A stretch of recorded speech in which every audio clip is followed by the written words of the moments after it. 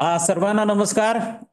अ, उच्च आणि तंत्र शिक्षण विभागाकडनं एक अभिनव उपक्रम आम्ही गेल्या 1.5 महिन्यापासून सुरू केलेला आहे आणि ज्या उपक्रमाला आम्ही सह्याद्री शिक्षण संवाद असं नाव दिलेलं आहे आणि ज्याच्या अंतर्गत म्हणजे पहिल्यांदाच पटवर्धन सर आम्ही उच्च आणि तंत्र शिक्षण विभागाच्या माध्यमातनं अशा स्वरूपाच्या एका साप्ताहिक व्याख्यानमालेचं आयोजन केलेलं आहे, ऑनलाईन व्याख्यानमालेचं, जेणेकरून उच्च शिक्षणामध्ये ज्या गुणात्मक परिवर्तनं जी घडत आहेत, राष्ट्रीय पातळीवरची घडत आहेत, त्याची माहिती ही सर्वसामान्य लोकांपर्यंत पोहोचली पाहिजे आहे, महाराष्ट्राच्या कानाकोपऱ्यापर्यंत पोहोचली पाहिजे आहे. उच्च शिक्षणामधले जे आपले सगळे स्टेक होल्डर्स आहेत, मग ते विद्यार्थी, पालक, शिक्षक, शिक्षकेतर, संस्थाचालक, या सगळ्यांपर्यंत ही माहिती पोहोचायला हवी आहे. त्या संदर्भामध्ये आणि ती देखील आपल्याला साध्या मराठी भाषेमध्ये, सोप्या भाषेमध्ये ती सर्वांपर्यंत पोहोचावी, या दृष्टिकोनातून या व्यासपीठाची जे डिझाईन जे आहे ते आपण प्रामुख्याने केलेलं आहे. आणि आता आपलं आजचं हे 5वं पुष्प आहे आणि या व्याख्यानमालेचं आपण अखंडितपणे करतो. दर शुक्रवारी संध्याकाळी 5 वाजता आपलं या व्याख्यानाचं आयोजन हे केलं जातं आणि वेगवेगळे विषय अगदी अगदी केंद्रीय कॅबिनेटने काही निर्णय घेतले की त्याच्या अगदी 2 दिवसानंतर आपण त्याच्यावरती देखील या ठिकाणी व्याख्यान हे ठेवलेलं आहे. आणि याचं वैशिष्ट्य असं आहे सर की संपूर्ण राज्यामध्ये ही लिंक जाते आणि त्यातनं आपण सगळेजण पूर्ण राज्यभरातनं जॉईन होतात. दुसरं याचं लाईव्ह स्ट्रीमिंग पण आपण आता युट्यूबला सुरू केलेलं आहे. विशेष म्हणजे आपल्या सर्व कुलगुरूंच्या, रजिस्ट्रारच्या, तसेच आपल्या प्राचार्यांच्या सगळ्या ग्रुप्सवरती ही लिंक चालली जाते आणि मग त्यानुसार होतं. नंतर मग आपण याचं युट्यूब चॅनल केलं, त्यावरती हे प्रेझेंटेशन आपण अपलोड पण करतो. डायरेक्टरेट ऑफ हायर एज्युकेशनच्या वेबसाईटवरती एक स्वतंत्र पान आपण केलेलं आहे, ज्यामध्ये कधीही कोणी पण या सगळ्या व्याख्यानांचा ऍक्सेस हा आपण करू शकतो. आजचा हा जो विषय आहे, आजचं हे 5वं पुष्प जे आहे, ज्याच्यासाठी आपल्याकडे आज अगदी विशेष पाहुणे आपल्याकडे आलेले आहेत, ते आहेत प्राध्यापक doctor Bhushan Patwardhan sir. Bhushan Patwardhan sir, मी अत्यंत मनापासून आपलं आजच्या ह्या सह्याद्री शिक्षण संवादाच्या 5व्या व्याख्यानामध्ये आपलं मी स्वागत करतो. संपूर्ण महाराष्ट्राला किंबहुना संपूर्ण देशाला आपला परिचय आहे. आपण एक उत्तम वक्ते आहात, एक अत्यंत उत्तम लेखक आहात. नुकतंच आपलं एक पुस्तक आलेलं आहे. पटवर्धन साहेब हे नॅकच्या कार्यकारी मंडळाचे माजी अध्यक्ष आहेत. त्याचप्रमाणे विद्यापीठ अनुदान आयोगाचे ते माजी उपाध्यक्ष म्हणून देखील त्यांनी काम केलेलं आहे. त्यांचं नुकतंच जे पुस्तक आलंय ते देखील खूप मोठ्या प्रमाणावर गाजत आहे, ज्याची माहिती पटवर्धन सर आता आपल्याला देणारच आहे. आज जो विषय आपण निवडलेला आहे तो इंडियन नॉलेज सिस्टम हा विषय आहे. हा एनईपी आपण सर संपूर्ण राज्यामध्ये अकॅडमिक इयर 2024-25 पासून आपण लागू केलेली आहे. आणि इंडियन नॉलेज सिस्टम, भारतीय ज्ञान परंपरा हा एक अत्यंत महत्वाचा कंपोनंट आहे एनईपीचा. आणि त्या संदर्भामध्ये आपण आजचं प्रेझेंटेशन हे ठेवलेलं आहे. आजच्या प्रेझेंटेशनमध्ये आम्ही विशेष आज आमंत्रित केलेलं आहे ते प्राध्यापक डॉक्टर नितीन करमळकर साहेबांना, जे सावित्रीबाई फुले पुणे युनिव्हर्सिटीचे माजी कुलगुरू आहेत. महाराष्ट्र शासनाने राष्ट्रीय शिक्षण धोरण 2020च्या अंमलबजावणीसाठी जी स्टिअरिंग कमिटी कॉन्स्टिट्यूट केली, त्याचे सन्माननीय अध्यक्ष हे नितीन करमळकर सर आहेत. आपल्या सगळ्यांना परिचित आहेत, त्यांचा पण IKS वरती खूप हातखंडा आहे. करमळकर सरांनी यापूर्वी आपल्या ह्या व्यासपीठावरती ते आले होते आणि त्यांचं एक प्रेझेंटेशन पण या व्यासपीठावरती झालेलं आहे. मी त्यांना सर आवर्जून या ठिकाणी आमंत्रित केलेलं आहे आणि मी त्यांना आज विशेष विनंती करतो आहे की आपण आज करमळकर सर, आपण आज या कार्यक्रमाचं अध्यक्षपद स्वीकारावं आणि IKS ची जी थोडक्यात पार्श्वभूमी आहे ती आपल्या सगळ्या आजच्या पार्टिसिपंट्स पुढे आपण जरूर द्यावी आणि मग भूषण पटवर्धन साहेबांना आपण त्यांचं मेन प्रेझेंटेशन आहे ते सुरू करण्याची विनंती करू. मी आदरणीय करमळकर सरांना विनंती करतो की 5 मिनिटं आपण ह्या विषयाची बॅकग्राऊंड जरूर द्यावी सर. करमळकर सर. नमस्कार. सर्वप्रथम हा जो काही उपक्रम नवीन पद्धतीने सुरू केलेला आहे त्याबद्दल माझ्या व्याख्यानात मी विशेष आभार उच्च शिक्षण संचालनालय महाराष्ट्र राज्य यांचं केलेलं होतं. विशेषतः देवळंकर सर यांनी याच्यामध्ये फार मोठा पुढाकार घेऊन हे आज 5वं पुष्प आज आपल्या समोर येते आणि त्याच्यामध्ये सन्माननीय भूषण पटवर्धन हे आपले विचार मांडणार आहे. देवळंकर सरांनी मगाशी सांगितलं त्याप्रमाणे NEPची सुरुवात आपल्या इथे 2023-24 ला सुरू झाली. सुरुवातीला आपण ऑटोनॉमस मध्ये कॉलेजेसमध्ये आपण त्याचं क्रियान्वयन सुरू केलं आणि मागच्या वर्षापासून पॅन महाराष्ट्र, संपूर्ण महाराष्ट्रभर त्याची साधारणपणे अंमलबजावणी सुरू झालेली आहे. आणि त्याच्यामध्ये NEP मध्ये एक महत्वाचा घटक जो आणलेला आहे तो म्हणजे भारतीय ज्ञान परंपरा, इंडियन नॉलेज सिस्टम. खरं सांगायचं म्हणजे सरांनी जरी किती सांगितलं माझा हातखंडा वगैरे, तर मी सुद्धा तुमच्यासारखाच नौखा आहे याच्यामध्ये आणि बरेच शिकण्याचा प्रयत्न करतोय. आणि याच्यासाठी जे काय मार्गदर्शन मला मिळालं त्यासाठी विशेष नाव घेऊ इच्छितो मी भूषण पटवर्धन सरांचं. कारण भूषण पटवर्धन सर पुणे विद्यापीठामध्ये आपल्याला माहिती आहे की हेल्थ सायन्स डिपार्टमेंटचे विभाग प्रमुख किंवा डायरेक्टर म्हणून काम करत होते. आणि त्याच दरम्यान ते UGCच्या व्हाईस चेअरमनसाठी त्यांचं सिलेक्शन झालं आणि ते तिथेही कार्यरत होते.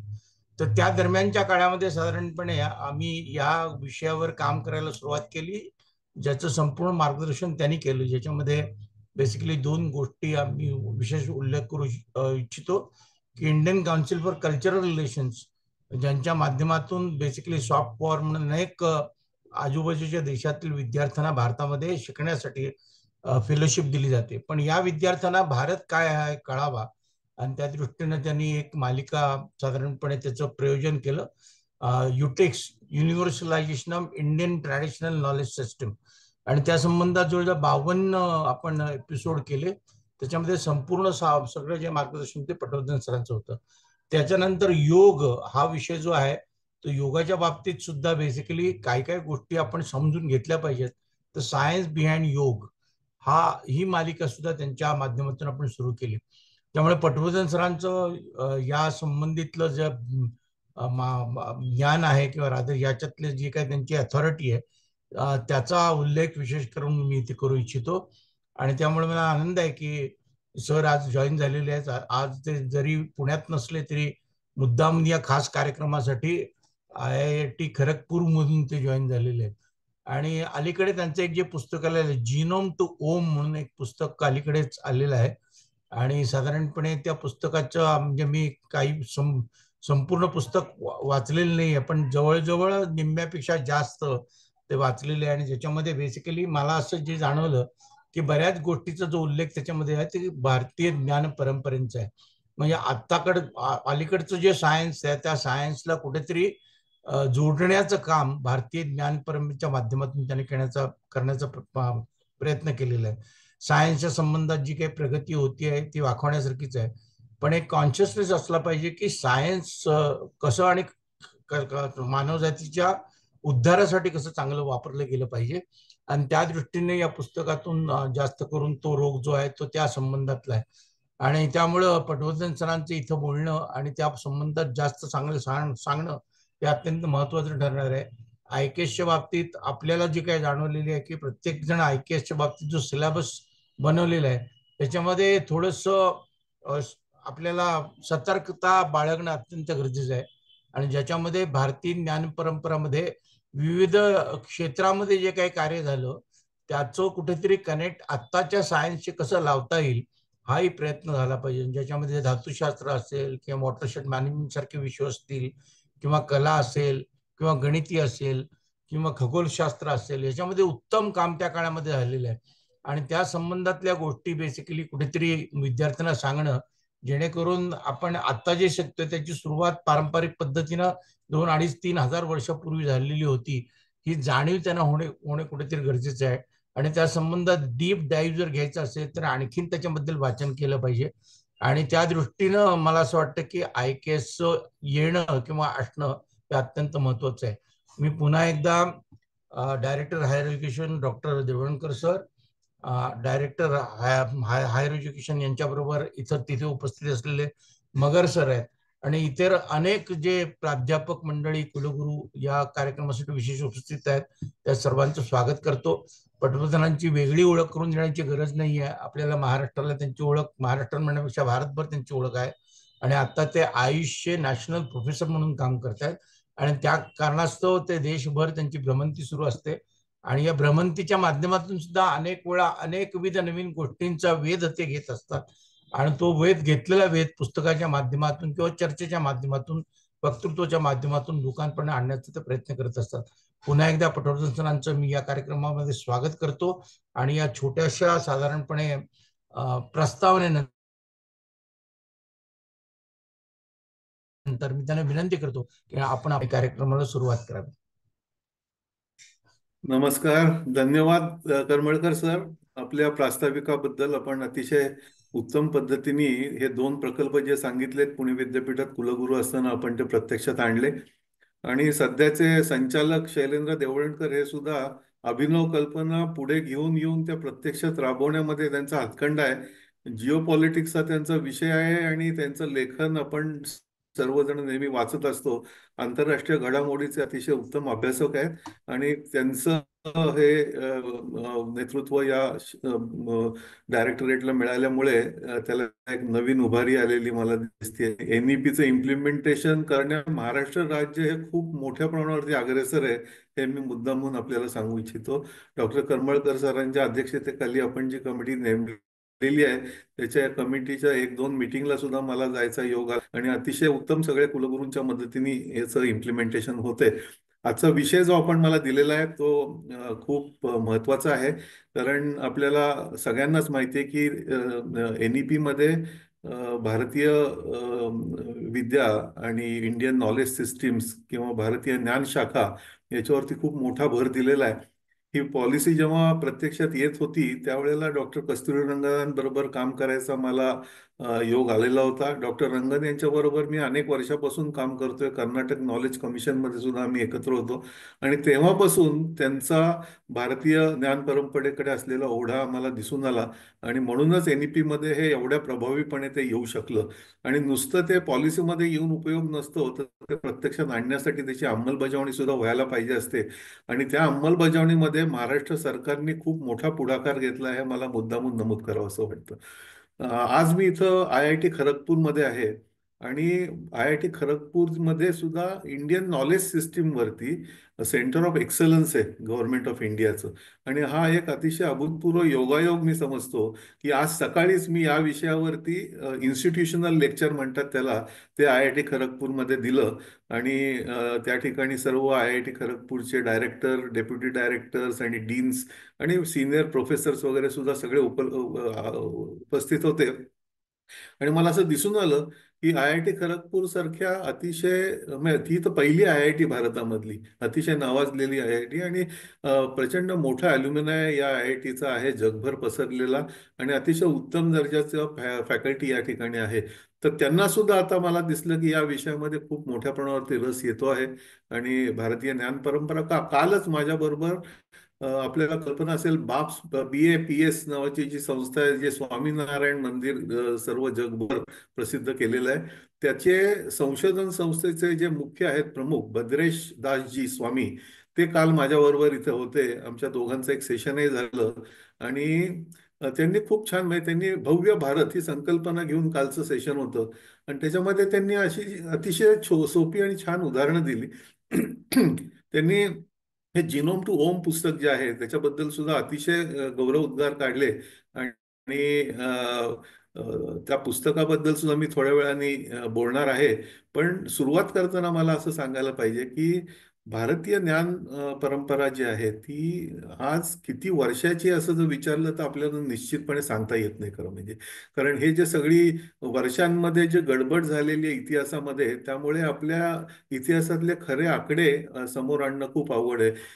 परंतु तरी सुद्धा आपण म्हणलं की तक्षशिलेपासून त्याची सुरुवात झाली आणि तक्षशिला नालंदा, तर तक्षशिलेपासून सुरुवात होऊन आज आपण नवीन नालंदा सुद्धा या ठिकाणी उभं केलेलं आहे. मोदी सरकारने पुढाकार घेऊन या विजय भटकर यांच्या नेतृत्वाखाली त्या पूर्ण नालंदा विद्यापीठाला एक नवीन झळाळी, नवीन स्वरूप, नवीन ओळख अशी करून दिलेली. म्हणजे आपण एक प्रकाराने एक वर्तुळ पूर्ण केलंय की जी ज्ञानसंस्था आपली एकेकाळी अतिशय म्हणजे सर्व जगामध्ये प्रचलित होती, कालांतरामध्ये अनेक कारणामुळे ती उद्ध्वस्त झाली आणि तिची पुन्हा आपण पुनर्बांधणी इथं करतो आहोत. आणि एज्युकेशन पॉलिसीमध्ये NEPचा अंतर्भाव आपण केलेला आहे. आणि फक्त नॅशनल एज्युकेशन पॉलिसी नाही तर वेगवेगळ्या पॉलिसी, आता नॅशनल हेल्थ पॉलिसीमध्ये सुद्धा इंडियन नॉलेज सिस्टीम्स आणि आयुषचा अंतर्भाव आपल्याला केलेला दिसेल.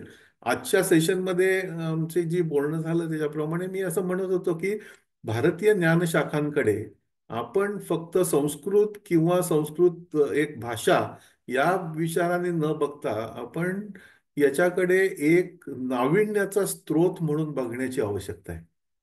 आणि म्हणजे as a source of innovation आपण IKS as a source of innovation म्हणून जर ती पुढे आणली तर त्याची विद्यार्थ्यांमध्ये सुद्धा तरुणांमध्ये सुद्धा त्याची उत्सुकता अधिक वाढेल असं मला वाटतं. माझ्या स्वतःच्या उदाहरणावरनं मी आपल्याला सांगतो.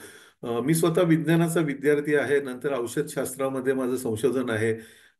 एकेकाळी माझा सुद्धा असाच विचार होता की बाबा हे मला जे समजतं, मला जे मोजता येतं, ज्याला आपण इम्पेरिकल इव्हिडन्स म्हणतो विज्ञानामध्ये, त्याच्याप्रमाणे जे आहे ते आहे. त्याच्यानंतर दोन प्रकार असतात. एक एक प्रकार म्हणतो की मला जे मोजता येत नाही किंवा मला जे काही दिसत नाही, ऐकू येत नाही, ते नाहीच आहे. आणि दुसरा म्हणतो की मला माहिती नाही. तर मला माहिती नाही जे म्हणतात त्यांच्याबद्दल आदर आहे, ते खरे वैज्ञानिक आहेत की ते म्हणतात की आज मला माहिती नसेल, पण उद्याला माझं विज्ञान जर प्रगत झालं तर मला त्याची माहिती होऊ शकेल. पण ही दुसरी जी कॅटेगरी आहे की ते नाहीच आहे म्हणणारे, ते माझ्या दृष्टीने खरं अंधश्रद्धे लोक आहेत. आणि अंधश्रद्धा ही एक वेगळा विषय आहे, तो आजचा विषय नाहीये.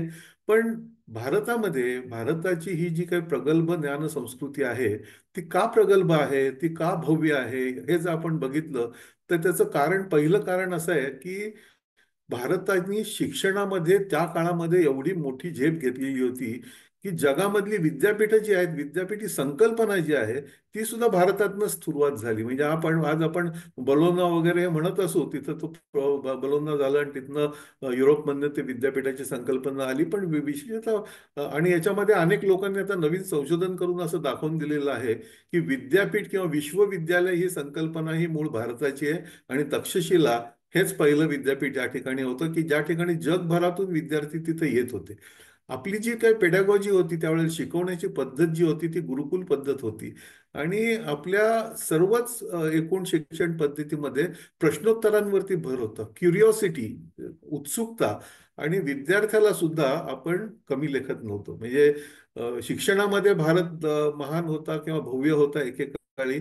आणि त्याच्यानंतर संशोधनामध्ये सुद्धा तेवढाच भारत महान होता. संशोधनामध्ये सुद्धा भारत प्रगत होता. म्हणजे आत्ता करमळकर सरांनी उदाहरण दिलं तसं मेटलर्जी सारखा विषय असू देत किंवा रसायनशास्त्रासारखा विषय असू देत, त्या काळामध्ये जर संशोधन जे काय होत होतं ते आपण बघितलं तर आपल्याला आश्चर्यचकित व्हायला होतं.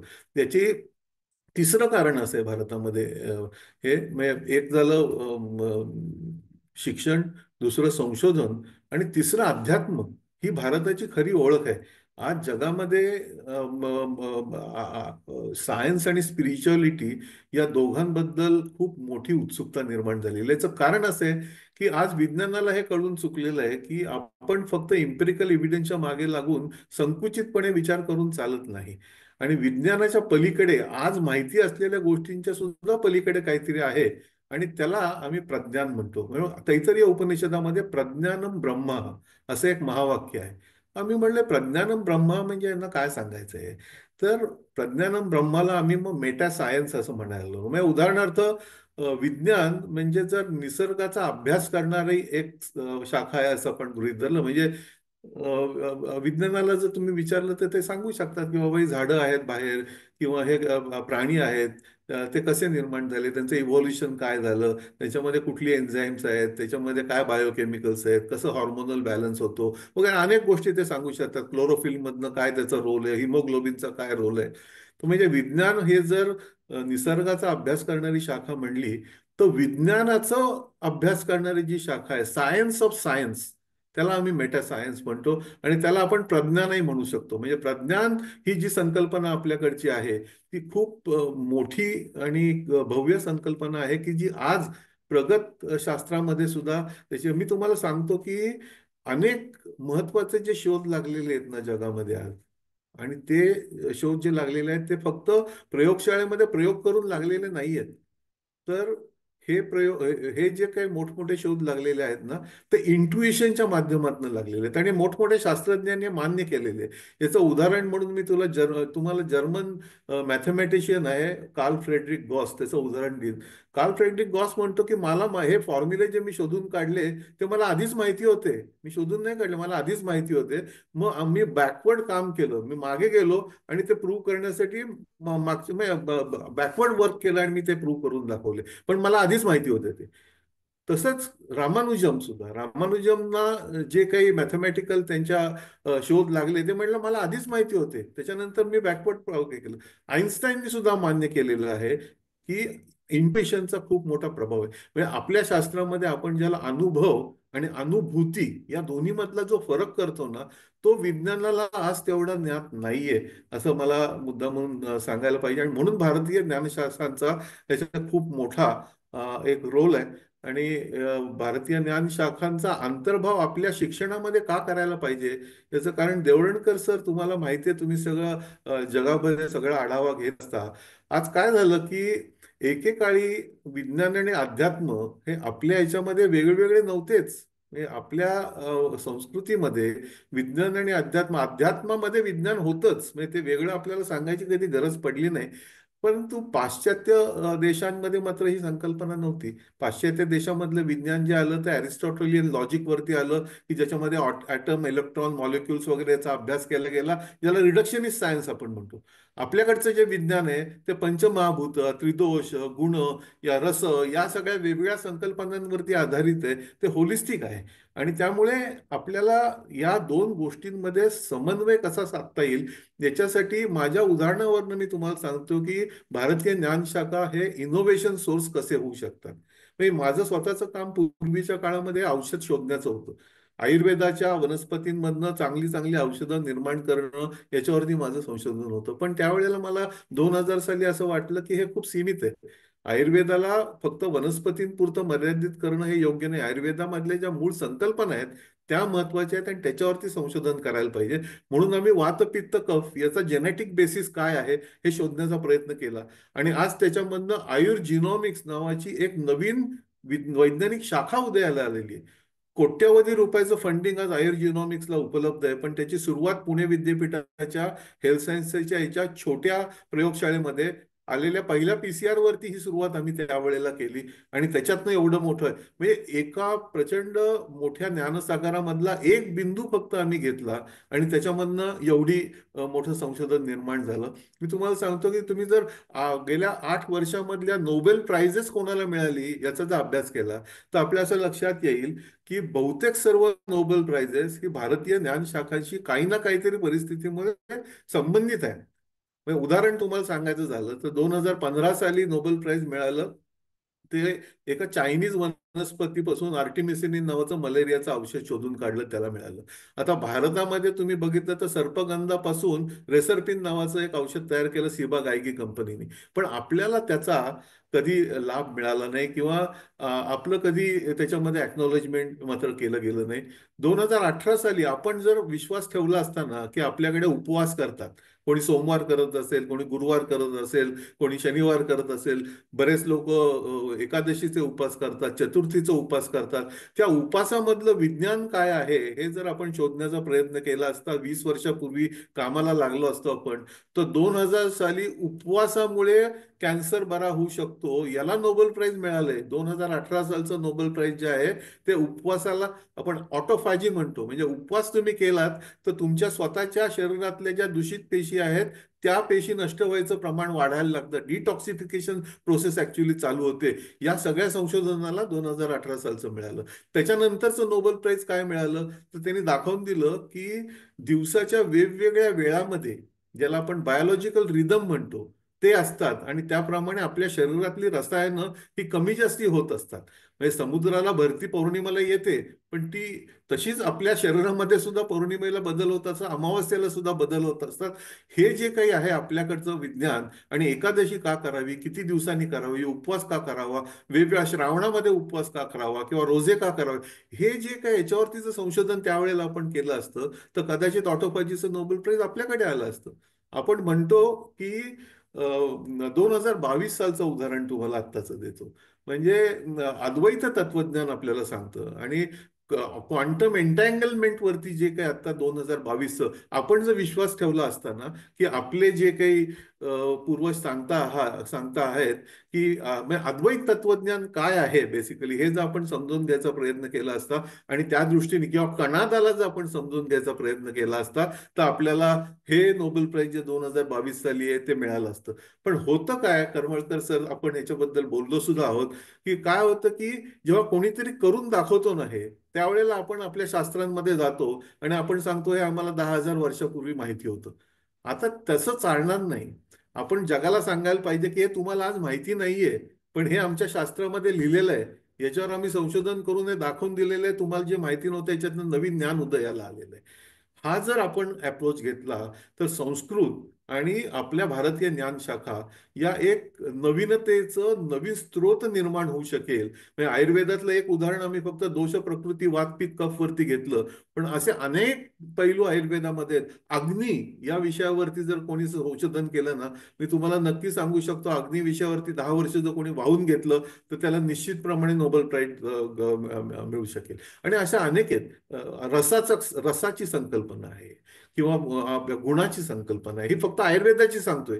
आणि अशी जर तुम्ही भारतीय ज्ञानशाखा जर बघितल्या तर त्या अतुलनीय आहेत. म्हणजे खरोखरच त्या ज्ञानशाखांमध्ये जर आपण 14 विद्या आणि 64 कला, वेद आहेत, पुराण आहेत, उपनिषद आहे, गीतेसारखा ग्रंथ आहे, पतंजली योगसूत्र आहे, बृहत्रयी म्हणतात तसे चरक सुश्रुत वाग्भट आहे.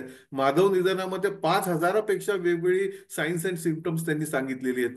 षट दर्शन म्हणतो आपण, आणि षट दर्शन फक्त नाही तर त्याच्यामध्ये आपण ऍड करतो बुद्ध, जैन आणि चार्वाक सुद्धा. म्हणजे आपल्या संस्कृतीमध्ये आपल्या विरोधी तत्वज्ञान असणाऱ्यांचा सुद्धा आपण आदर केलेला आहे. चार्वाकाला सुद्धा आपण दर्शनशास्त्रामध्ये स्थान दिलेलं आहे.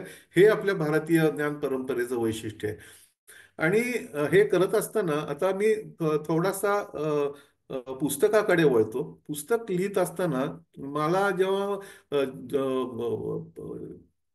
प्रकृती म्हणजे दोष प्रकृती आणि जीनचा अभ्यास करत होतो त्यावेळेला आम्ही म्हणलं की जिनेटिक बेसिस आहे या प्रकृतीला. ज्या पद्धतीने आयुर्वेदिक वैद्य तुमची नाडी तपासतात किंवा तुमची प्रकृती बघून तुम्हाला औषध देतात, तर आता जे पर्सनलाइज मेडिसिन म्हणतो किंवा जिनोमिक मेडिसिन म्हणतो त्याच्याशी हे काहीतरी संबंधित आहे. मग आम्ही त्याच्यावरती खूप प्रयोग केले आणि नंतर आम्ही दाखवून दिलं की त्याला जेनेटिक बेसिस आहे. तर हे सगळं होत असताना मी उपनिषदांचं पण वाचन करत होतो आणि मी ईशावास्य उपनिषदामधल्या एका सूत्राशी थांबलो. आणि ते सूत्र असं आहे, तुम्ही सगळ्यांनी बऱ्याच लोकांनी ऐकलं असेल, पण तरी सुद्धा मी म्हणतो ते, कारण ते म्हणणं खूप महत्वाचं आहे. ते सूत्र असे: ओम पूर्णमद पूर्णमिदम पूर्णात पूर्णमुदच्यते पूर्णस्य पूर्णमादाय पूर्णमेवाय शिष्यते. हे पूर्ण आहे, ते पूर्ण आहे. या पूर्णामधनं तुम्ही जर काही काढून घेतलं, ते जे काढून घेतलं ते त्याच्यामध्ये पूर्ण होण्याची क्षमता आहे. जे शिल्लक राहिलेलं आहे ते सुद्धा पुन्हा पूर्ण होऊ शकतं. आणि मी म्हणलं अरे हे जिनोमची डेफिनेशन सांगतायत हे, कारण जिनोम एक्झॅक्टली हेच आहे. पण हे जिनोम फक्त नाही तर हे पूर्ण विश्वाशी सुद्धा हे संकल्पना पूर्णत्वाची म्हणून ओम तिथं आला. म्हणून पुस्तकाचं पूर्वीचं नाव होतं ओम टू जिनोम. पण ओम टू जिनोम ही ट्रॅजेक्टरी जी आहे ना, हा प्रवास जो आहे तो मला उलटा वाटला. कारण जिनोमनी ओमकडे नाही जायता येणार. जिनोमनी ओमकडे जायचे, ओमनी जिनोमकडे यायला पाहिजे. आणि असं मी का म्हणतो की विज्ञानाने कितीही प्रगती आज जरी केलेली असली ना, तरी विज्ञानाची प्रगती ही प्रामुख्याने आपण आपल्या स्वतःच्या इगोसाठी, स्वतःच्या ग्रीडसाठी, स्वतःच्या कम्फर्टसाठी, प्रॉफिटसाठी, बिझनेससाठी अशी आपण जास्ती वापरलेली आहे. लोकांसाठी, जनतेसाठी किंवा मनुष्यासाठी म्हणून फक्त नाही तर निसर्गासाठी आपण किती वापरलेली आहे हा प्रश्न आपण विचारायला पाहिजे. म्हणून विज्ञानाची प्रगती होऊन जर फक्त मोठमोठी विनाशकारी संहारक शस्त्र निर्माण होणार असतील किंवा वेगवेगळ्या बायोटेररिझम सारखे ऍक्ट होणार असतील तर तो विज्ञानाचा उपयोग नाहीये. विज्ञानाचा उपयोग हा लोककल्याणकारी उपयोग आहे. लोककल्याणकारी उपयोग हा विज्ञानाला आज थोडंसं थांबून मागे वळून बघायची गरज आहे की अरे आपण ज्या दिशेने चाललोय ती दिशा बरोबर आहे का, आपल्याला मिड कोर्स करायची गरज आहे का. आणि ती गरज आहे हे आज जगामध्ये सर्वत्र ठळकपणे लोक मान्य करतायत. पर्यावरणामध्ये जे काही बदल होत आहेत आपल्या सभोवताली ते बघताना आपल्याला असं दिसतंय की आज आपण अँथ्रोपोसिन मध्ये आहोत. करमळकर जिओलॉजीचे आहेत, त्यांना हे इपॉकची कन्सेप्ट त्यांना जास्ती माहिती आहे. आपण होलोसिन मध्ये असणं अपेक्षित होतं, आपण फार लवकर अँथ्रोपोसिन मध्ये गेलेलो आहोत. नेचरमध्ये 2022 साली हा शोधनिबंध प्रसारित झाला आणि त्याच्यामध्ये त्यांनी असं सांगितलं की आजच्या परिस्थितीमध्ये ह्युमन मेड मास, म्हणजे जे कॉन्क्रीट असेल, स्टील असेल किंवा प्लास्टिक असेल, त्याचं वजन हे पृथ्वीवरती जे बायोमास आहे, म्हणजे त्याच्यामध्ये प्लांट्स अॅनिमल्स आले, त्याच्यापेक्षा जास्ती झाले. हे अँथ्रोपोसिन मध्ये आज आपण आलेलो आहे. कुठल्या दिशेने आपण चाललोय? युनायटेड स्टेट्सचे डायरेक्टर जनरलने त्यावेळेस 2 वर्षापूर्वी सांगितलं की आपण आता ग्लोबल वॉर्मिंगच्या गप्पा बंद कराव्यात, आपण आता ग्लोबल बॉइलिंगच्या स्टेजमध्ये आलेलो आहोत. सगळ्याच देशांमध्ये ही एक मोठ्या प्रमाणावरती जागरूकता याच्यामध्ये निर्माण झालेली आहे. म्हणून विज्ञानाला नवीन दिशा देण्याची गरज सगळेजण सांगता आहेत. आणि ही दिशा देण्याचं काम जे आहे ते ओम म्हणजे एन्शंट विजडम. या पुस्तकामध्ये ओम म्हणजे ओम नाहीये फक्त, Om represent the whole ancient wisdom. आणि जिनोम म्हणजे फक्त जिनोम नाहीये, तर जिनोम रिप्रेझेंट मॉडर्न सायन्स. आपण असं म्हणतोय की modern science needs to evolve in to meta science. म्हणजे आपण ज्ञान हे जर म्हणलं की इन्फॉर्मेशन अँड नॉलेज आहे, वास्तविक ज्ञान ही खूप मोठी संकल्पना आहे. पण तात्पुरते आपण म्हणलं की ज्ञान म्हणजे इन्फॉर्मेशन अँड नॉलेज, सर्वसामान्य लोकांच्या माहितीसाठी आपण असं समजतो. तर विज्ञान म्हणजे विशेष ज्ञान. एखाद्या विषयात तुम्ही विशेष ज्ञान मिळवलं तर तो वैज्ञानिक होता. पण याच्या पलीकडे जे आहे ते प्रज्ञान आहे. तर प्रज्ञानाकडे, विज्ञानाने प्रज्ञानाकडे जायची आवश्यकता आहे. आणि ते जर गेलं तर मग मानव कल्याणकारी किंवा युनिव्हर्सल वेलबिंग साठी त्याचा उपयोग होऊ शकेल. वसुधैव कुटुंबकम ही आपली जी संकल्पना आहे ही त्याच्यातनं पुढे येऊ शकेल.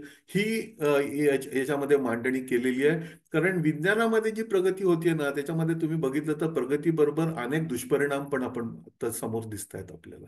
म्हणजे दुष्परिणाम असे आहेत, आम्ही तर म्हणतो की हे आज जे आपल्याला पंजाबमध्ये आता मध्ये होतं, मागच्या महिन्यातच मी पंजाबमधला एक पूर्ण जिल्हा कॅन्सर जिल्हा म्हणून ओळखला जातो. म्हणजे अतिरेकी उपयोग जो तिथं केमिकलचा केला गेलेला आहे ना, त्याच्यामधनं लोकांमध्ये कॅन्सरचं प्रमाण प्रचंड त्या जिल्ह्यात वाढलं. आणि त्या जिल्ह्यात नाही, जगभर कॅन्सरचं प्रमाण वाढते. कारण हा रसायनांचा झालेला अतिरेकी उपयोग. आणि हा एक फक्त तेवढ्या पुरता मर्यादित विषय राहत नाही. तर आज आम्ही असं म्हणतोय की आपण आज चौथ्या विनाशकारी स्फोटाच्या मध्ये त्याच्यात थ्रेटवरती उभे होतो. पण ज्याला पण आम्ही पुस्तकामध्ये म्हणले फोर्थ बिग बँग. पहिलं बिग बँग आपण म्हणतो की विश्वाची उत्पत्ती झाली. दुसरं बिग बँग जे आहे ते अल्फ्रेड नोबलनी जेव्हा एक्सप्लोजिव्ह शोधून काढलं, TNT, ज्याच्यातनं एक्सप्लोजिव्ह निर्माण झाले मोठे. शेवटी त्याला नोबेल पीस प्राइज तयार करायला लागलं त्याच्यामधनं, इतका त्याला त्याच्या शोधाचं वाईट वाटलं. तिसरं बिग बँग जे आहे हे मॅनहॅटन प्रोजेक्ट. आणि त्याच्यामध्ये सुद्धा शेवटी ओपनहायमरला गीता वाचायला लागली. आपल्या सगळ्यांना माहिती आहे आज आपण चौथ्या विनाशकाली स्फोटाच्या दिशेने प्रवास करतोय. आणि तो येणार आहे तो आर्टिफिशियल इंटेलिजन्स, बायोटेक्नॉलॉजी आणि नॅनो टेक्नॉलॉजी यांच्या संयोगातनं जे काही मिश्रण तयार होईल. आणि ते जर चुकीच्या लोकांच्या हाती गेलं तर या चौथ्या विनाशकारी स्फोटाच्या उंबरठ्यावरती आपण उभो आहोत. आपल्याला खरोखरच भारतीय तत्वज्ञानाचा, भारतीय ज्ञानाचा उपयोग हा जगाला ओळख करून देण्याची आज गरज आहे. कारण वसुदैव कुटुंबकम फक्त नाही, तर सर्वे जन सुखिनः सन्तु सर्वे सन्तु निरामया हे आपण सांगतो. सगळ्यांची आपण काळजी घेतो.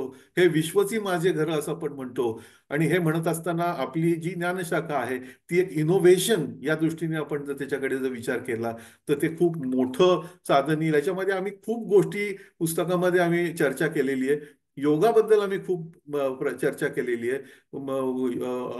आपण कोण आहे, आपली स्वतःची ओळख काय आहे, हू एम आय, आपलं ओरिजिन काय, ओरिजिन ऑफ लाईफ काय. मग त्याच्यामध्ये आधुनिक वैज्ञानिक काय सांगतायत आणि आपले तत्वज्ञ काय सांगतायत, असं एक बॅलन्स पद्धतीने कुठेही अतिरेक न करता, कुठेही सुडो सायंटिफिक कुठली तरी मांडणी न करता अशा प्रकारांनी या पुस्तकाची मांडणी केली गेलेली आहे. आणि त्याच्यामध्ये काय उदाहरणं आम्ही दिलेली आहेत. मग एक उदाहरण तुम्हाला सांगतो की तुम्ही कोणी बघितलं असेल का नाही मला माहिती नाही, पण लुसी नावाचा एक चित्रपट, खूप प्रसिद्ध चित्रपट, ऍक्शन चित्रपट आहे तो. त्या चित्रपटामध्ये स्कारलेट जॉन्सन म्हणून प्रसिद्ध अभिनेत्री आहे, त्यांनी काम केलेलं आहे. आणि त्याची स्टोरी थोडी वेगळी ती सांगेन, पण तिला एका रसायनामुळे तिच्या मेंदूची शक्ती वाढत जाते, असं सायन्स फिक्शन आहे ते. पण मी असं म्हणतो की सायन्स फिक्शन जर आज रियालिटी होऊ शकते तर आपल्या पुराणांमधले जे काही दाखले दिलेले आहेत ना, ते पुराणामधले जे काही दाखले आहेत ते प्रत्यक्षात का येणार नाहीत पुढे असं आपण समजतो. म्हणजे मी असं नाही म्हणत की रामायणात पुष्पक विमान होतं का नाही, किंवा खरोखरच त्या पुष्पक विमानामधनं कोणी प्रवास केला होता का नाही, किंवा आम्हाला विमान विद्या त्यावेळेला माहिती होती का नाही, हा माझा विषय नाही. मी असं म्हणतो की त्या काळामध्ये 10,000 वर्षापूर्वी विमानाची संकल्पना करणं हे सुद्धा केवढी मोठी गोष्ट आहे, ही आपण मान्य नाही का करायला पाहिजे. आणि सायन्स फिक्शन आम्हाला शिकवतं की सायन्स फिक्शनची स्टार वॉर, जेव्हा आम्ही कॉलेजमध्ये होतो तेव्हा ती प्रसिद्ध सिरियल होती स्टार वॉर, स्टार ट्रेक, तेव्हा कोणाच्या स्वप्नात सुद्धा नव्हतं की असं अंतराळामधला प्रवास प्रत्यक्षात येईल, पण आज तो प्रत्यक्षात आला ना. अनेक सायन्स फिक्शन आज प्रत्यक्षात मध्ये आलेली आहेत. तर ही जी नुसत्या कल्पनांची खाण म्हणून आपण जरी संस्कृतकडे, किंवा कल्पनांची खाण म्हणून जरी आपण आपल्या सगळ्या या ज्ञानशाखांकडे जर बघितलं, तरी सुद्धा आपल्याला जगाला एक वैज्ञानिक नेतृत्व द्यायची क्षमता आज भारतामध्ये आहे. आज आपण बघितलं, मी IITच्या कॅम्पसवरती आहे. IIT सारख्या कॅम्पसेसमध्ये आज या विषयांवरती आज माझ्याबरोबर चर्चा केली ते इथले क्वांटम फिजिक्सचे प्रोफेसर होते. आणि ते त्यांच्यासारखी लोक जेव्हा या विषयामध्ये संशोधन करायला सुरुवात करतील ना, त्यावेळेला भारत हा खऱ्या अर्थाने, ज्याला आपण म्हणतो ते जागतिक नेतृत्व द्यायला वाटचाल आपल्याला करू शकेल. आणि या सगळ्यामध्ये ज्ञानशाखा, भारतीय ज्ञानशाखांचा खूप मोठा रोल राहील, हे निश्चित आहे. आणि म्हणून अभ्यासक्रमामध्ये त्याचा अंतर्भाव करणं विद्यार्थ्यांनी सुरुवातीच्या काळापासून, कारण कलोनियल पिरियडमध्ये काय झालं, आपल्याला असं सांगितलं गेलं की पाश्चात्यांकडनं जे येतं ते चांगलं, जो इंग्लिश बोलतो, टाय बूट सूट घालतो, तो म्हणजे ज्ञानी. पण ज्ञानाचा आणि भाषेचा संबंध नाही. अनेक भाषांमध्ये उत्तम ज्ञान आहे आणि ते मिळू शकतं. म्हणून आता सरकारने आपल्या मातृभाषेमधनं शिक्षण द्यायची सुद्धा, जी काही इंजिनिअरिंग सारखं शिक्षण मातृभाषेमधनं, वैद्यकीय शिक्षण मातृभाषेमधनं, ही जी द्यायची सुरुवात केलेली ते स्वागतार्ह आहे. तर असे अनेक बदल आज आपल्याला होताना दिसत आहेत. आणि विद्यार्थी दशेपासून त्यांना जर आपण खरी ओळख करून दिली, नाही तर आम्हाला आमच्या शाळेमध्ये काय व्हायसराय कोण होते आणि त्यांच्या सणावाळे आम्ही पाठ केलेले आहेत, पण आम्हाला आमचे 100च्या वर मोठमोठ्या डायनेस्टी होत्या त्याची काय माहिती होती आम्हाला. आम्हाला कोणी सांगितलं होतं की पाणिनी काय आहे? तुम्हाला कल्पना नाही की पाणिनीचं ऍडव्हान्स्ड रिसर्च हा MIT मध्ये होतो. पाणिनीचं best possible centre of excellence जर असेल तर ते MIT आहे. आणि त्यांचे MIT मधले विद्यार्थी, नोएम चोम्स्कीचे विद्यार्थी आपल्याकडे पुण्यामध्ये प्रोफेसर मोहनन म्हणून आहेत.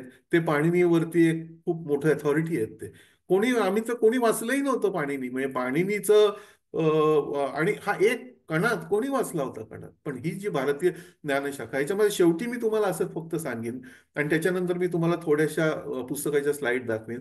मी असं सांगेन की आपण हे सगळं करत असताना, म्हणजे IKSचं आपण प्रमोशन करत असताना एका गोष्टीपासून आपण सावध राहायला पाहिजे, आणि ती म्हणजे सेल्फ प्राईड आणि पास्ट ग्लोरी सिंड्रोम. म्हणजे आपण हा प्रश्न विचारायला पाहिजे की IKS आपण का करतोय? म्हणजे फक्त आम्ही किती मोठे होतो पूर्वीच्या काळामध्ये सांगण्यासाठी IKS आहे का? तर नाही. IKS आपण आणली याचं कारण आज जगाला त्याची गरज आहे. आज जग एका विनाशकारी उंबरठ्यावरती उभं आहे, आणि त्याला एक नवीन दिशा देण्यासाठी त्याला आम्ही पुस्तकामध्ये ओम वे हा शब्द वापरलाय. अँथ्रोपोसिन पासून ओम वे कडे जाण्यासाठी आपल्याला आपल्या भारतीय ज्ञान परंपरांचा खूप मोठा उपयोग होणार आहे. आणि आपल्याला फक्त नाही, तर तो सर्व जगाला होणार आहे. याची मांडणी मी या पुस्तकामधनं मी आणि इंदू रामचंद्रानी यांनी केलेली आहे. मी आपल्याला एवढंही सांगेन की पुस्तकाच्या कडे यायच्या अगोदर, की या पुस्तकाच्या कव्हरवरती जरी आमचं नाव लेखक म्हणून आलेलं असेल ना, तरी सुद्धा मी असं म्हणेन की हे पुस्तक हे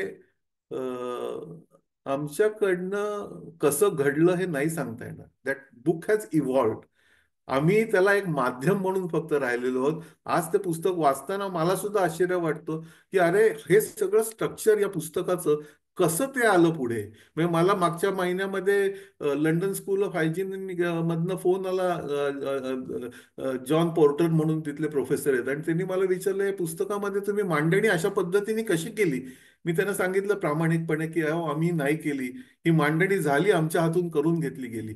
म्हणजे मी स्वतः देवळणकर सर, जरी मी पूर्णपणे मध्यमवर्गीय धार्मिक कुटुंबामधनं आलो असलो, तरी आमच्या शिक्षणामुळे मी थोडा नास्तिक होतो. मी उपवास करायचो चतुर्थीला, अजूनही करतो, पण उपवास करताना माझी श्रद्धा माझ्या वडिलांवरती जास्ती होती गणपतीपेक्षा, कारण माझ्या वडिलांची श्रद्धा गणपतीवरती होती. म्हणून मी उपवास त्यांच्या बरोबर करायचो. पण मी जेव्हा या प्रवासामध्ये आलो ना, त्यावेळेला मला असं लक्षात आलं की नाही, ही खूप मोठी गोष्ट आहे. देव त्याला तुम्ही काही म्हणा, पण एक कोणीतरी शक्ती अशी आहे, हे तरी आपल्याला वैज्ञानिक म्हणून मान्य करायला पाहिजे ना. आईन्स्टाईननी सुद्धा स्पिनोचाच गॉड म्हणून त्यांनी मान्य केलं ते, की आहे अशी कोणीतरी शक्ती. आपण जर या सगळ्याला अंधश्रद्धा म्हणू असू, तर मला वाटतं हे अवैज्ञानिक आहे आणि आपण आपल्या शास्त्राकडे डोळसपणे बघायला पाहिजे. मी तुम्हाला एक उदाहरण देतो. नेचर सारख्या मोठ्या नियतकालिकामध्ये, संशोधन नियतकालिकामध्ये एक शोधनिबंध प्रसारित झाला. त्याचं नाव होतं out of body experience. Out of body experience. आणि तो प्रसिद्ध झाल्यानंतर मी सकाळमध्ये एक आर्टिकल लिहिलं, पेनफिल्ड टू पतंजली या नावाने. मी त्याच्यात असं म्हणलं की जेव्हा nature out of body experience म्हणून प्रसिद्ध करतं, चांगली गोष्ट आहे. त्यावेळेला आपण म्हणतो की काय मस्त सायन्स आहे, केवढं ऍडव्हान्स झाले सायन्स. आणि ज्यावेळेला पतंजली आपल्याला सांगतो समाधीबद्दल, त्यावेळेला आपण म्हणतो ही बुवाबाजी आहे. म्हणजे ही मानसिकता आपण बदलणार आहोत का नाही? माझे एक मित्र आहेत अमेरिकेमधले, व्हाईट अमेरिकन आहेत ते. त्यांनी मला एक खूप मोठी गोष्ट सांगितली. ते मला म्हणले की मी जगात सगळीकडे गेलोय, मी जगातल्या सर्व वेगवेगळ्या कल्चरच्या लोकांशी, वेगवेगळ्या भाषांमध्ये बोलणाऱ्यांशी संवाद साधलाय, पण भारत देश मला एक असा दिसतोय, मी नाही सांगत आहे, त्यांच्या भाषेमध्ये मी तुम्हाला सांगतोय, इंग्लिशमध्ये ते म्हणले, I have seen, I have travelled all over the world, but I have seen India is the only country where educated elite, he use this term, educated elite take pride in in ridiculing their own culture. आणि मी म्हणलं, या माणसाने केवढी मोठी गोष्ट मला सांगितली आणि किती खरी आहे ती. Educated elite ridiculing our own culture. आज सुद्धा आपल्याला दिसेल की आपल्या ज्ञानशाखांबद्दल, आपल्या मोठमोठ्या लोकांचे जर तुम्ही विचार बघितले, तर अजूनही ते मोकळ्या मनाने मान्य करायला तयार होत नाहीत. ओपननेस ऑफ माइंड ही वैज्ञानिकाची एक खूप मोठी आवश्यकता असते. आणि तीच जर तुमच्यामध्ये नसेल, तुम्ही डोळसपणे जर तुमच्या स्वतःच्या ज्ञानाकडे जर बघायला तयार नसाल. मी असं म्हणतो की जर एखादा वैज्ञानिक राष्ट्रीय प्रयोगशाळेमध्ये काम करतोय किंवा राष्ट्रीय विद्यापीठामध्ये काम करतोय आणि तो रसायनशास्त्राचा प्राध्यापक आहे, आणि त्यांनी जर आयुर्वेदामधलं रसायनशास्त्रावरती अभ्यास नाही केला, तर त्याला खरोखरच पब्लिक मनीमधनं पगार घ्यायचा अधिकार आहे का हो?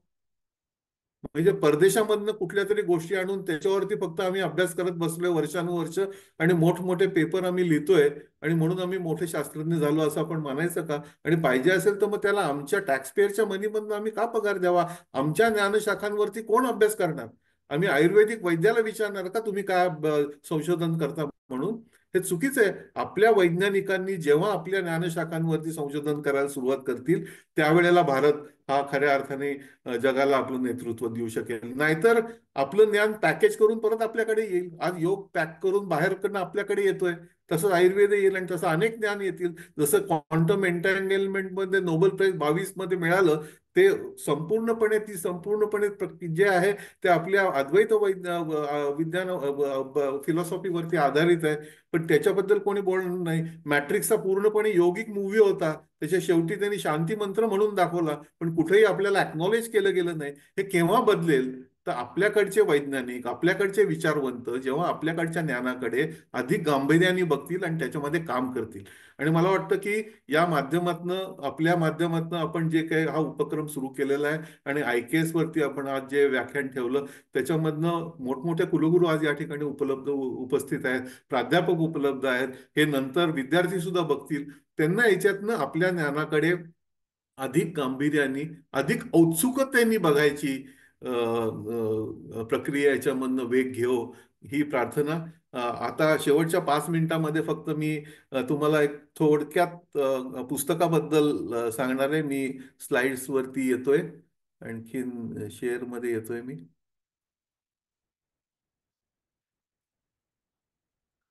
दिसतायत का? येस सर, दिसतंय, व्यवस्थित दिसतंय अगदी.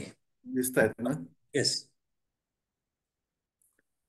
अजून एक 5 मिनिटं मी घेणार आहे, तेवढी आहेत ना आपल्याकडे? सर, बिलकुल आहेत. Go ahead sir. तर हे पुस्तकाचं जे इन्स्पिरेशन आहे ते हे आहे. पहिल्या स्लाइड पासूनच सुरुवात करतो मी. पहिल्या प्रथम सह्याद्री शिक्षण संवादाबद्दल मला बोलवल्याबद्दल सर्वांचे आभार. पुस्तकाचे इन्स्पिरेशन आहे हे सर्व दर्शन आणि वेगवेगळी आपली पतंजली योगसूत्र, गीतेसारखी पुस्तकं आणि स्वामी विवेकानंद, रमण महर्षी, श्री अरबिंदो, कृष्णमूर्ती, ओशो या सगळ्यांचे विचार, फाउंडेशनल सोर्सेस जे आहेत त्याच्यामधला पूर्ण मंत्र मी आपल्याला सांगितला. अणोरणीया महतो मनिया प्रज्ञानम ब्रह्म यत पिंडे तत् ब्रह्मांडे अहम ब्रह्मास्मी तत्वमसी अयम आत्मा ब्रह्म चित्तवृत्ती निरोध आणि पुरुषोयम लोकसंहिता या सूत्रांवरती हे सर्व पुस्तक फिरत आहे. आणि पराविद्या अपराविद्या म्हणजे काय याच्याबद्दलची सुद्धा आपल्याला चर्चा याच्यामध्ये झालेली दिसेल. मी सांगितलं त्याप्रमाणे अनेक वैज्ञानिकांनी अनुभव आणि अनुभूतीमध्ये फरक करून त्यांनी असं मान्य केलेलं आहे की इंट्युएशनमुळे त्यांना मोठे मोठे शोध लागले. कुठनं येतं इंट्युएशन, कुठनं येतं, आणि कॉन्शियसनेस म्हणजे काय या संबंधामध्ये आपल्याला पहिल्या चॅप्टरमध्ये आम्ही विज्ञानाची सगळी ओळख करून दिली. 10,000 वर्षाची वैज्ञानिक प्रगती आम्ही या एका छोट्या चॅप्टरमध्ये कव्हर केलेली आहे. फोटोमध्ये तुम्हाला दिसेल एक फोटो, त्याच्यामध्ये आम्ही अनेक फोटो दिलेले आहेत. या पुस्तकामध्ये अनेक फोटो, अनेक चित्र, अनेक वेगवेगळ्या प्रकारचे इलस्ट्रेशन दिलेले आहेत की ज्यायोगे तो विषय समजायला सोपा होईल. हा जो तुम्हाला गुलाबी दिसतोय तो महिलांचा एक्स क्रोमोझोम आहे तो, आणि जो निळा छोटासा दिसतोय तो वाय क्रोमोझोम आहे. मला हा का दाखवायचा आहे की ही नारी शक्ती आहे. नारी शक्ती एवढी मोठी प्रचंड निर्माण केलेली आहे की जिच्या समोर आपली शक्ती ही अक्षरशः सूक्ष्म दिसते. आणि म्हणूनच जननी म्हणजे जी काही महिलांना जो सन्मान आणि महिलांना जो एक नैसर्गिक पॉवर मी म्हणेन जी त्यांना दिलेली आहे, जी त्यांना सहनशक्ती दिलेली आहे, जो त्यांना इमोशनल क्वोशंट त्यांना दिलेला आहे, जे निर्माण करायची शक्ती त्यांना दिलेली आहे, ती खूप मोठी आहे. आणि त्याच्याबद्दल आम्ही या बद्दल सुद्धा बराचसा उहापोह आम्ही या पुस्तकामध्ये केलेला आहे. आपण म्हटलंय की पेरिल्स कुठले आहेत, तुम्हाला चित्र दिसेल. नॉर्मली उंदराला 4 पाय असतात ना, आता वैज्ञानिकांनी 6 पाय आलेला उंदीर केलेला आहे. तर 6 पाय आलेला उंदीर जर आपण केला तर आपण विचार करा की असे अनेक विचित्रचित विचित्र प्राणी आपण ह्याच्यामध्ये करू शकतो आणि कुठल्या दिशेला जाणार आहे याच्याबद्दल सुद्धा आपण विचार करायला पाहिजे. मी म्हटलं तसं हा फोर्थ बिग बँग आपण जेवढा पुढे ढकलता येईल किंवा टाळता येईल या दृष्टीने प्रयत्न करायची गरज आहे. ओरिजिन ऑफ लाईफ मध्ये आपल्याला माहिती असेल की काही 2 वर्ष 3 वर्षापूर्वी वैज्ञानिकांना विश्वामधला एक ध्वनी ऐकू आला आणि तो हम असा ध्वनी होता. मग हा प्रश्न आहे की ओम काय आहे, ओम कोणी निर्माण केला, ओम ही जी काय व्हायब्रेशन्स आहेत AUM ही कुठून निर्माण झाली. मंडुक्की उपनिषदामध्ये याचं फार सुंदर वर्णन केलेलं आहे, ते सुद्धा आम्ही याच्यामध्ये आणलेलं आहे. सायकल्स ऑफ क्रिएशन आपल्यामधली जी आहे सृष्टी, स्थिती आणि प्रलय याच्याबद्दल, आणि यथा पिंडे तथा ब्रह्मांडे, मी आणि माझं संपूर्ण विश्व हे एकमेकाशी कनेक्टेड आहे. मी सेल्फ कॉन्शियसनेस आणि युनिव्हर्सल कॉन्शियसनेस हा एकमेकाशी संबंधित आहे. हे काय नक्की आहे हे आम्ही याच्यामध्ये, मग अद्वैत फिलॉसॉफी म्हणजे काय, नॉन ड्युअलिटी प्रिन्सिपल म्हणजे काय, नॉन ड्युअलिटीवरती हे सगळं क्वांटम एंटँगलमेंट ज्याला नोबेल प्राइज मिळालं ते सगळं हे तुम्हाला फार छान वाटेल. याच्यावरती तुम्हाला डॉक्टर अनिल काकोडकर दिसतील फोटोमध्ये. आणि हा फोटो जो आहे तो European organisation for nuclear research CERN जगातली प्रसिद्ध लॅबोरेटरी आहे, त्या ठिकाणी त्यांनी नटराजाचा फोटो लावलेला आहे. न विचार करा, statue of dancing Lord Shiva त्याचं चित्र त्याची मूर्ती त्यांना का तिथं बसवावीशी वाटली, कारण नटराज हा एक खूप मिस्टिक संदेश देतोय, तुम्हाला वैज्ञानिक संदेश देतोय. तो काय आहे हे सुद्धा आम्ही पुस्तकामध्ये दिलेलं आहे. आणखीन तुम्हाला ऐकायला गंमत वाटेल की गैया टेलिस्कोप आपल्याला माहिती आहे, युरोपियन स्पेस एजन्सीने सोडलेला टेलिस्कोप आहे गैया. त्यांनी 2 स्ट्रीम स्टारची डिस्कवर केली गेल्या काही वर्षामध्ये आणि त्याला नाव दिलंय शिव आणि शक्ती.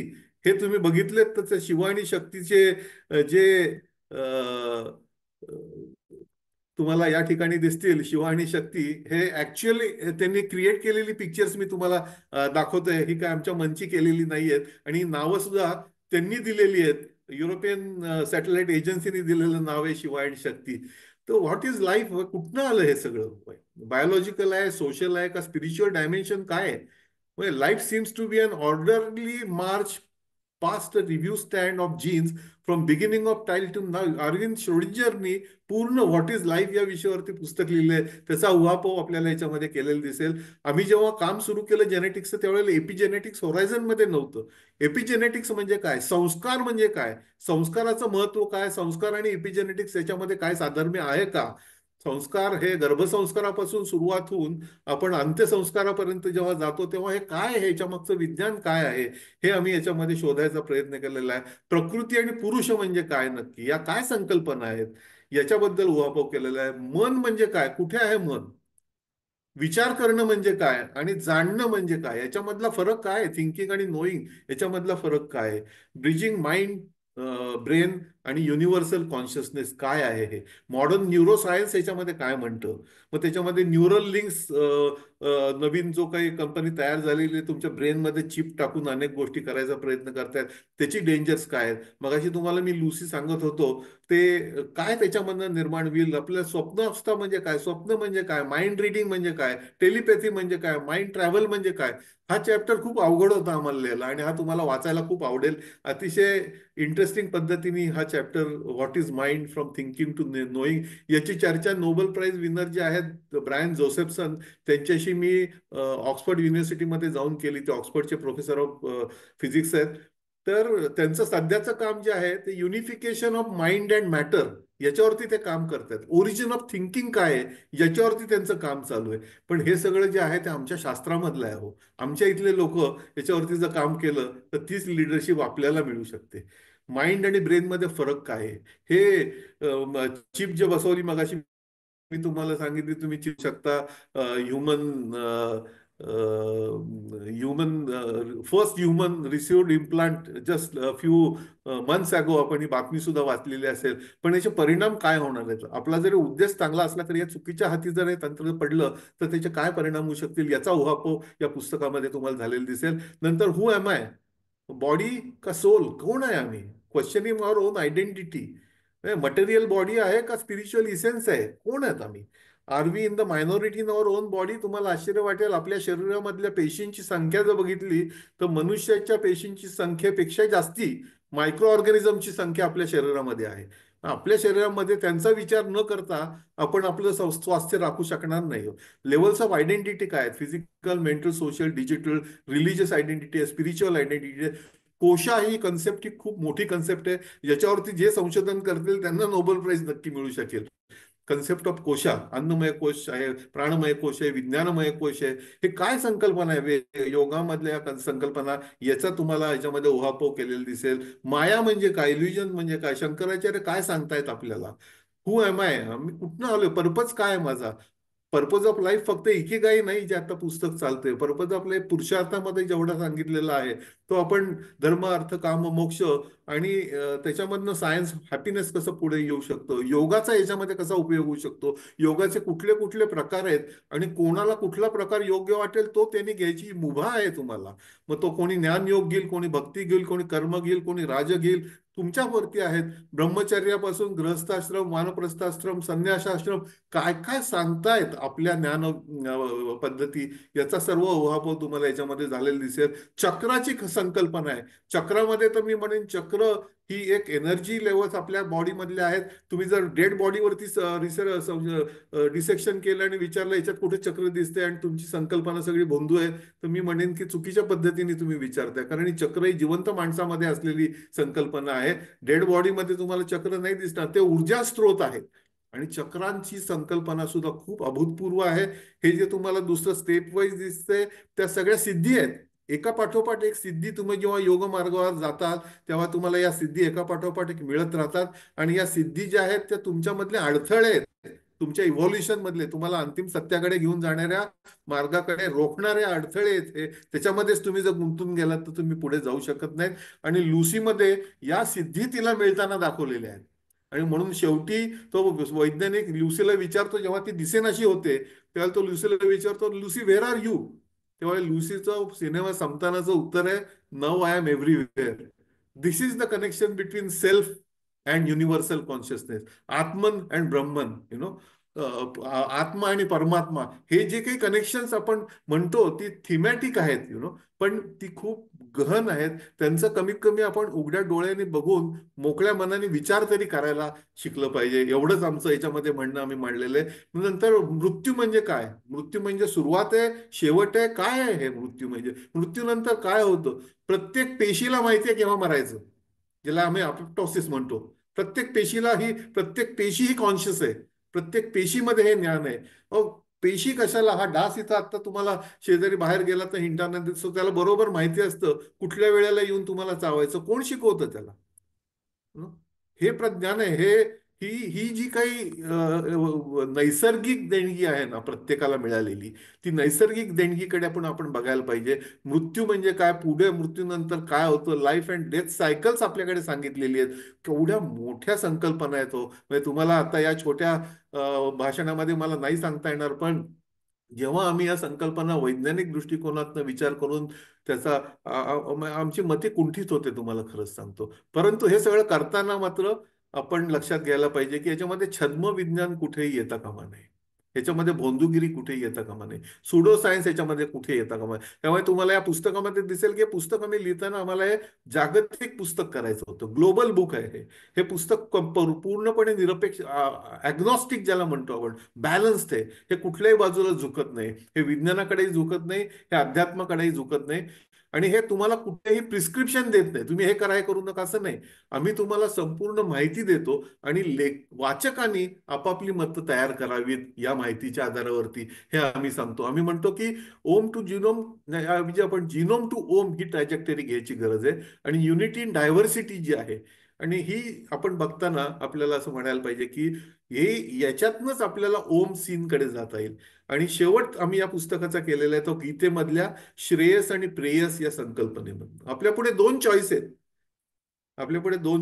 एक चॉईस आहे तो प्रेयस आहे, प्लेजर आहे, आपल्याला चांगलं वाटणारा आहे, आपला इगो बूस्ट करणारा आहे. आणि दुसरा श्रेयस आहे, जो व्हर्च्यूज आहे, व्हॅल्यूज आहे. कुठला घ्यायचा आहे आपण ठरवायचंय.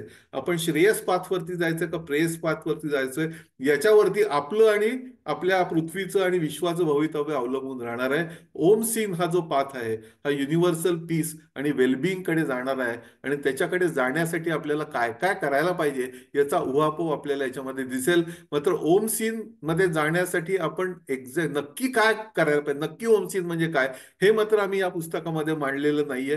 त्याच्यासाठी आपल्याला पुढचा भाग पुस्तकाचा बघायला लागेल. आपण बघितलं तर ही षटदर्शन आपल्याला इथं दिसतील. या बाजूला ओम दिसेल आणि ओमची संकल्पना गणपती अथर्वशीर्ष तुम्ही म्हणलं तरी सुद्धा तुम्हाला ओम त्याच्यामध्ये दिसेल. तुम्ही मंडुक्य उपनिषद वाचलं तरी सुद्धा ओम तुम्हाला त्याच्यामध्ये दिसेल. ओम सर्वव्यापी आहे. आणि ओमचा जिनोमनी जेव्हा ओमकडे येईल, म्हणजे आधुनिक विज्ञान जेव्हा अध्यात्माची कास धरेल, त्याच वेळेला ते परिपक्व होईल. आणि त्याचा उपयोग हा कल्याणकारी आणि विश्व कल्याणकारीसाठी असेल. आम्ही जे काही दिलंय ते पुस्तकाच्या माध्यमातनं एक ड्रॉप इन द ओशन म्हणतो आपण, तसं आहे. एक छोटा पाण्याचा थेंब आहे महासागरामधला. पण आम्ही एवढी काळजी घेतली की हा छोटा पाण्याचा थेंब आहे तो जास्तीत जास्त शुद्ध आणि प्युअर तुम्हाला कसा देता येईल. This drop we have ensured that we are delivering in most purest form as much as possible to our readers.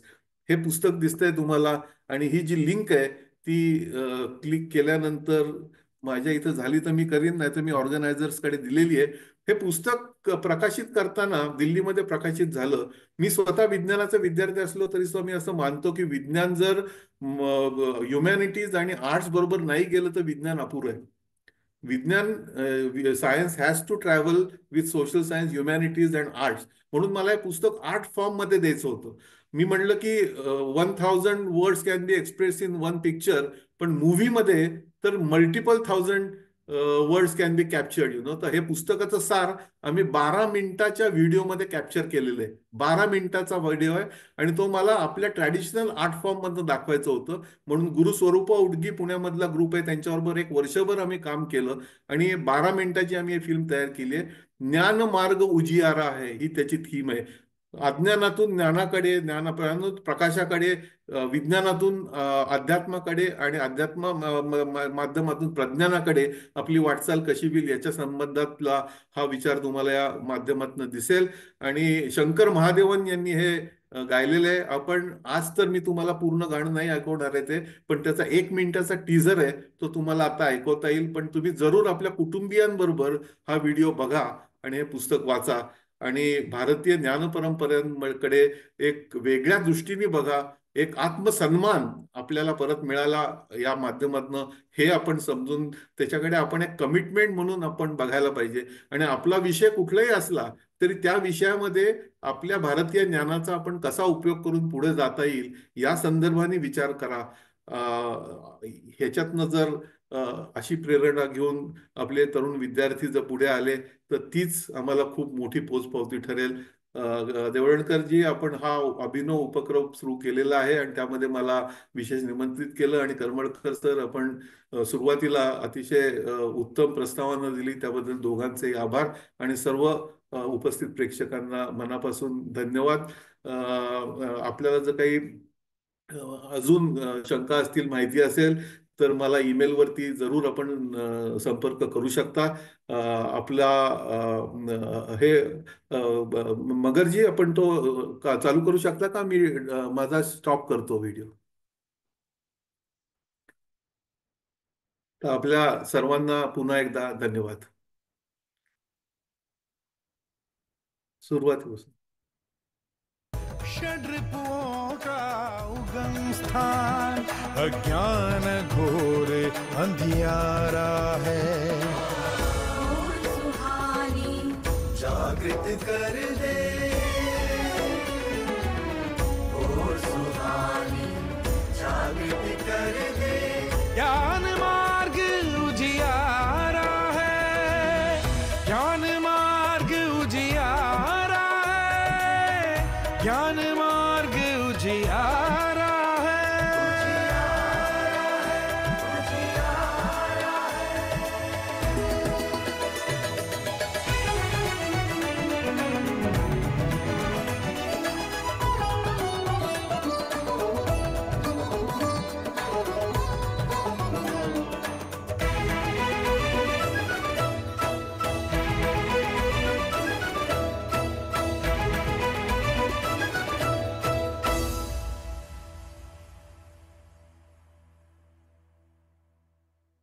धन्यवाद. धन्यवाद सर. आम्हाला खरंच आज शब्द नाही आहेत. आम्ही म्हणजे सगळेजण रिअली मेस्मरायझिंग, आम्ही सगळे स्पेलबाउंड आहोत अगदी. आणि कधी तो 1 तास संपला हे आमचं आम्हालाही कळालं नाही. आणि खरंच अतिशय उत्तम प्रेझेंटेशन. आज IKS वरती, IKS ला कोणत्या दृष्टिकोनातनं पाहिलं पाहिजे आहे त्यासाठी एक अत्यंत उत्तम अशा प्रकारचं मार्गदर्शन आपण आज केलं. हा अत्यंत उत्तम आहे सर. आम्ही निश्चितपणे आजचा जो व्हिडिओ आहे हा आपण हे सगळ्या गोष्टी रेकॉर्ड करत असतो. आम्ही हा सगळीकडे महाराष्ट्रभर आजचं हे प्रेझेंटेशन जे आहे आपलं आम्ही 100% व्हायरल करू. आणि या प्लॅटफॉर्मवरती सर आम्ही आपल्याला पुन्हा एकदा आम्ही आमंत्रित करू, कारण इतकं अप्रतिम प्रेझेंटेशन आज झालेलं आहे. विशेष म्हणजे IKSच्या संदर्भामध्ये करमळकर सर पण या बाबतीमध्ये ऍग्री होतील, कारण आम्ही चाचपडतच जात होतो IKSच्या संदर्भात. याची वेगळ्या प्रकारे इंटरप्रिटेशन्स केले जात होते. ज्या वेळेला आम्ही ऑटोनॉमस कॉलेजेसमध्ये पहिल्या टप्प्यामध्ये 23-24 मध्ये NEP इंट्रोड्यूस केलं, तेव्हा IKSच्या आम्हाला कमीत कमी 100पेक्षा जास्त व्हर्जन्स मिळाले, ज्यांनी त्यांनी आपापल्या दृष्टिकोनातून IKSला समजण्याचा प्रयत्न केला होता. चांदेकर सरांना याची कल्पना आहे. आज स्टिअरिंग कमिटीचे बरेचसे मेंबर्स आज या ठिकाणी जॉईन झालेले आहेत आणि काही कुलगुरू पण या ठिकाणी जॉईन झालेले आहेत. फार उत्तम पद्धतीने आपण सांगितलं. ह्या पुस्तकाची माहिती आपण दिली. इतक्या थोडक्यात ह्या पुस्तकाचा सार पण आज आमच्या सगळ्यांपर्यंत पोहोचलेला आहे. कॉमेंट्स इतक्या अप्रतिम आलेले आहेत सर सगळ्या याच्यावरती. मी सगळ्यात म्हणजे आभार प्रदर्शन करण्यापूर्वी एकदा करमळकर साहेबांना विनंती करतो की त्यांनी 1-2 शब्द आपण या ठिकाणी बोलावेत. करमळकर सर, आपण आहात का ऑनलाईन? करमळकर सर,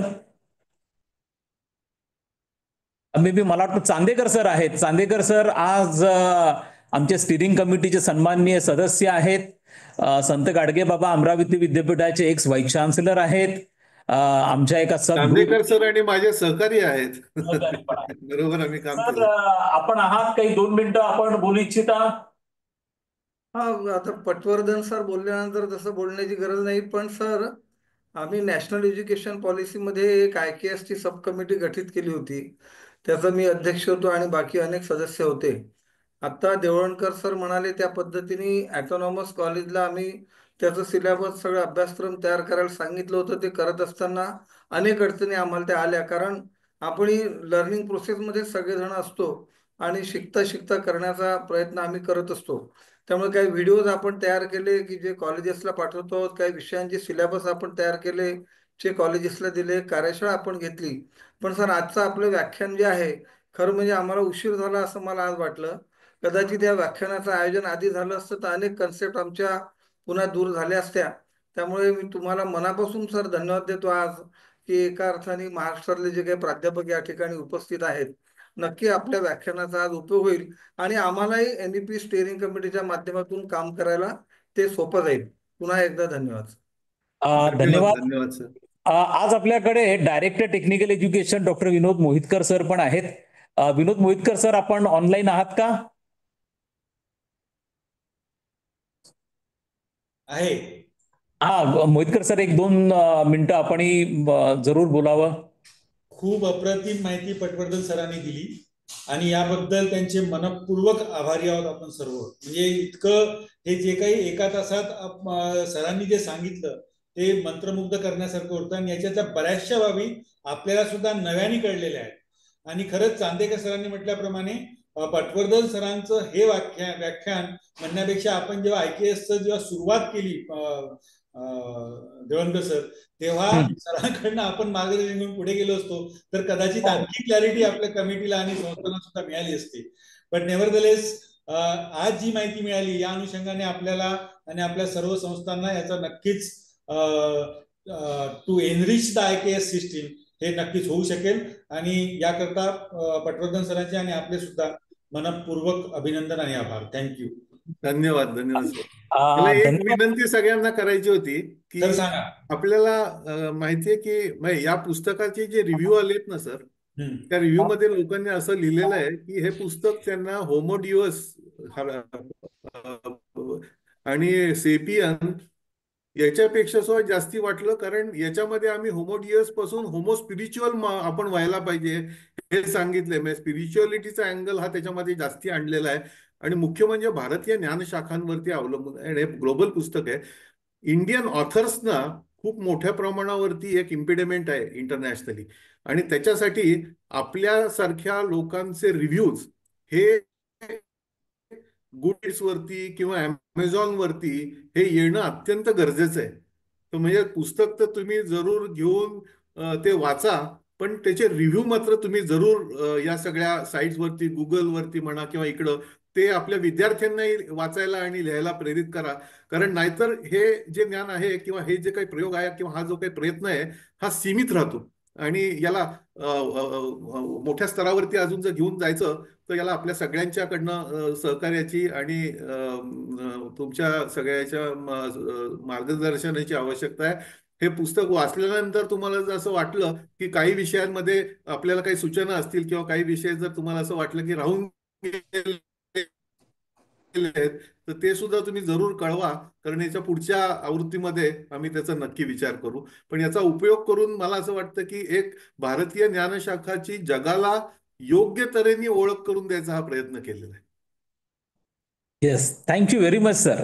खूप छान. आज आपण सह्याद्री शिक्षण संवाद ही जी साप्ताहिक व्याख्यानमाला, ऑनलाईन व्याख्यानमाला सुरू केली, त्याचं आज 5वं पुष्प आणि अत्यंत उत्तम पद्धतीने सर आपण त्याला न्याय दिलात. मी महाराष्ट्र शासनाच्या उच्च आणि तंत्र शिक्षण विभागाच्या वतीने आपला अत्यंत मनपूर्वक आभारी आहे.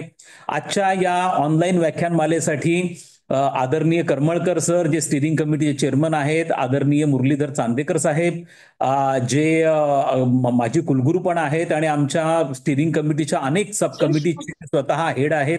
आज आमच्याकडे डायरेक्टर टेक्निकल एज्युकेशन डॉक्टर विनोद मोहितकर सर पण जॉईन झालेले आहेत. अनेक कुलगुरू आहेत.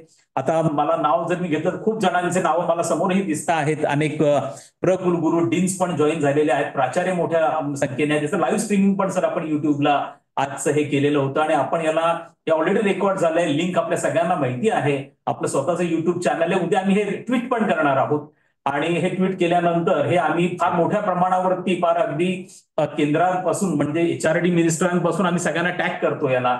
त्यामुळे आपल्या सगळ्यांनाही उपलब्ध आहे. आमच्या ट्विटर हँडलला पण आपण याला जाऊ शकतात.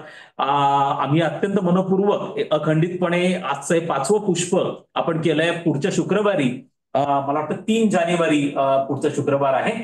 3 जानेवारीला पुन्हा एक नवीन विषय जो अशाच पद्धतीने महाराष्ट्राच्या उच्च शिक्षणाच्या क्षेत्रामध्ये महत्वपूर्ण आहे, केंद्रस्थानी आहे आणि त्याची माहिती आपल्या सगळ्यांनी घेतली पाहिजे आहे, असा विषय घेऊन आणि पुन्हा एकदा अशाच स्वरूपाचं पटवर्धन सरांसारखाच एखादा एक्सपर्ट ज्याचं राष्ट्रीय पातळीवरचा किंवा आंतरराष्ट्रीय पातळीवरचे एक्सपर्ट पुन्हा येतील आणि आपल्याशी सगळ्यांशी संवाद साधतील.